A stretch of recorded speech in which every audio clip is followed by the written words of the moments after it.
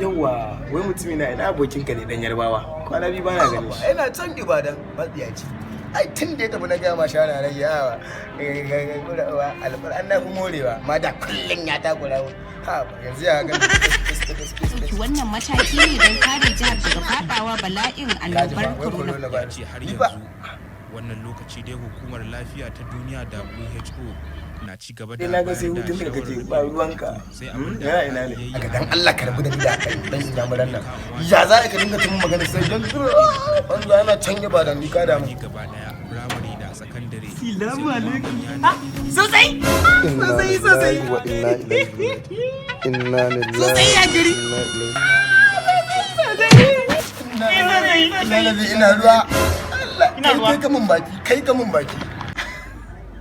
Ba ruwa na ne kawai daga maganar sa dan yana kace ni. Na ji wallahi kai ka ja mu. Kai ba sati dai Alhaji ba. Sati dai. Na masa.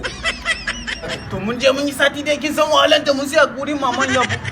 Mun je tana jan wasu mun da warewa. To yanzu kai mai da kai. Mu jami'an nan da wanda Alhaji tana yi ana lallasa mana. Wallahi ina ruwa. Ita ne ta dawo da mu. Ina ruwa a gidan nan ka da man ka addaban kai ka takura mu amma yanzu gashi ka wani dawo ta kai zaka sati biyu. Me ya da kai? Wallahi baraki ji mu magana dolla sala.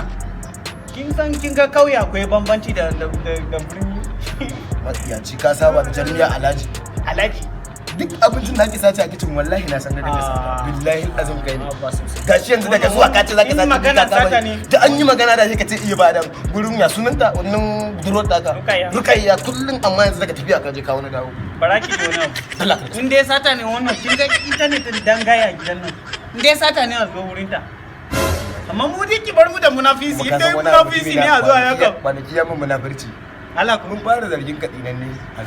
Kai ni fa bara ku ce wallahi na fi karfin da muku munafurci sai zan faɗi gaskiya. ta ya sosaiya. Ni wallahi ban ji daɗin dawo ka ba. Ba dan aje dan makaroni nan da Alhaji tana bada wani zan sama da kai. karki ga mun shigo gidan nan muna dariya. Wace da da kai. Karki ga wallahi da muna Ibadan dan iska muka zama. Sati da nan da mun yi mun za mu siyo banki a nan wallahi. Ka kai kayan ciki.